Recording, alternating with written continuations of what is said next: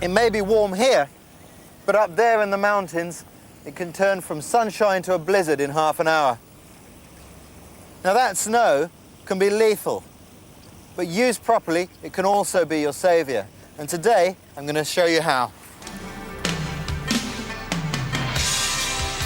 Before we go up into the mountains, we have to check the local weather and avalanche forecasts, make sure we've got all our winter mountaineering gear with us, and leave word of where we're going and when we expect to be back. You know, when the weather's bad, no matter how experienced or well-equipped you are, there may be times when it's safer to stay on the mountain than trying to find your way off of it. When that happens, a snow hole may be your answer.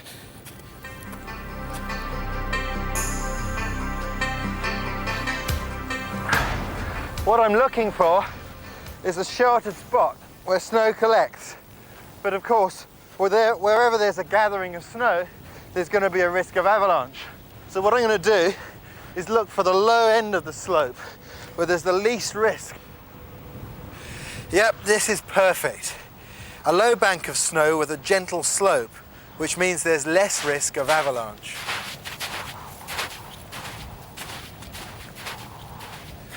What I'm going to do is dig into this bank. I'm going to start a little way up, so as I dig in, the snow I excavate can fall away from in front of me.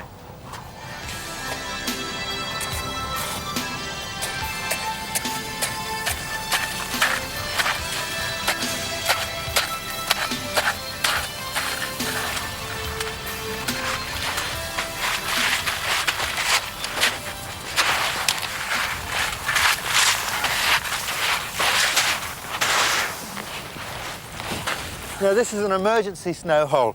The point of it is to get into the snowbank and out of the prevailing weather conditions. Now in winter, you should never be in the hills without one of these, an ice axe.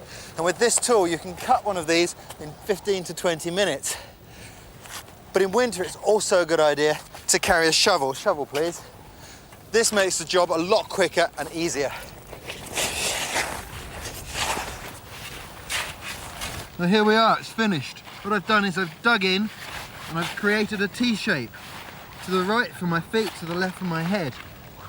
I've put some insulation underneath me, that's critical, and I've got on some nice warm dry clothes I've saved for the job. I've also got my ice axe in here so that if there's a problem I can dig my way out. And the last thing I'm going to do before I pull the rucksack into the doorway here is throw out this rope. Then if there is an avalanche or there's a problem, it'll help people to find me.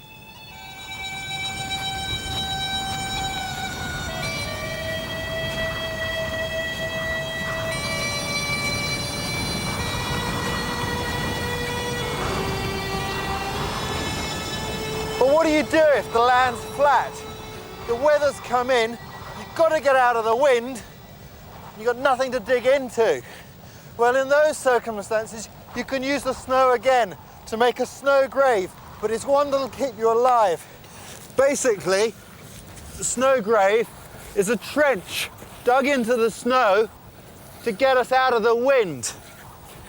Then we make blocks, and with those, we're going to put a roof over it.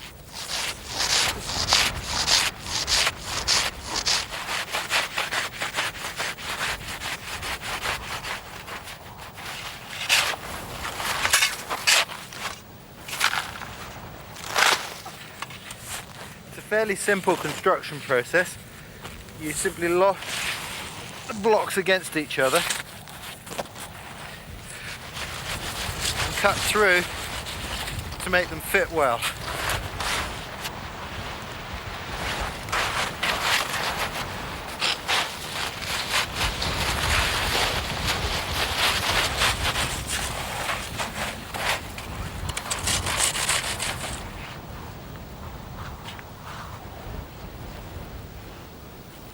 Well, there we go, it's finished. I'm completely sheltered from the wind. In fact, I can't even hear it. What's more, there's no risk of avalanche. Well, the last improvement I can make is to put some insulation in here, otherwise I'm going to freeze. For my door, I'll use the rucksack. You know, the beauty of this shelter is you don't need planning permission.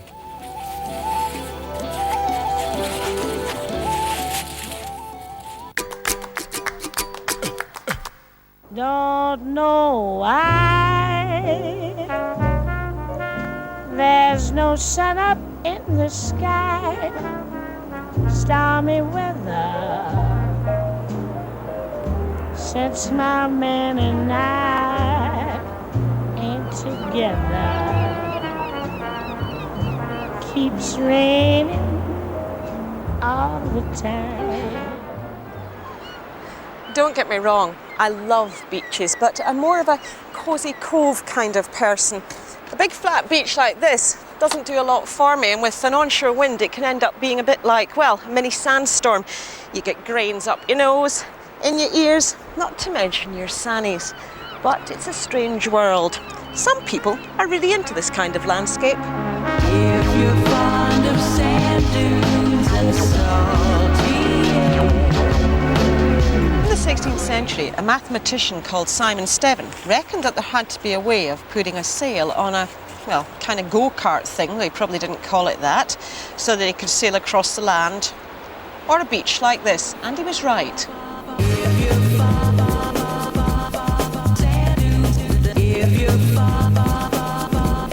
Zach Hillier is a land yachting instructor, and for him, a flat beach like this and a good strong onshore breeze, well, it's his idea of heaven. So what do you think then? A go-kart with a sail? Well, it's a fair representation, although the biggest difference obviously is that it's only got 3 wheels, and when you climb into it you'll find that you do have to steer with your feet. Power source is a sail rather than an engine, so it requires a little bit more skill to keep the yacht travelling at speed.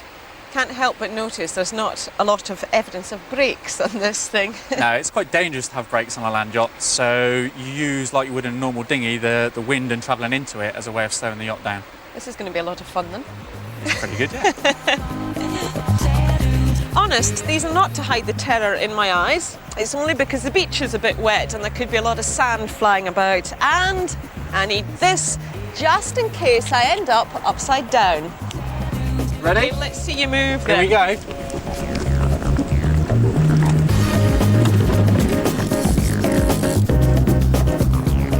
It's all a bit strenuous, this lark.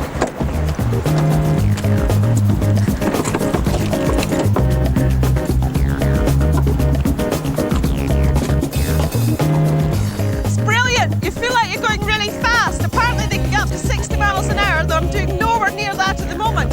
But it still feels like I'm motoring just simply because you're so low to the sand. Woo! Go on, pull it in. That's good. That's good. Excellent. Apparently the Egyptians were into land yachting at the time of the pharaohs. The Chinese have been doing it for about 2,000 years. Even the Dutch in the 16th century used wind-driven galleons on wheels, mind you, to move their troops around. I hope they were going a bit faster than I'm going at the moment, otherwise the war would be over when they got there.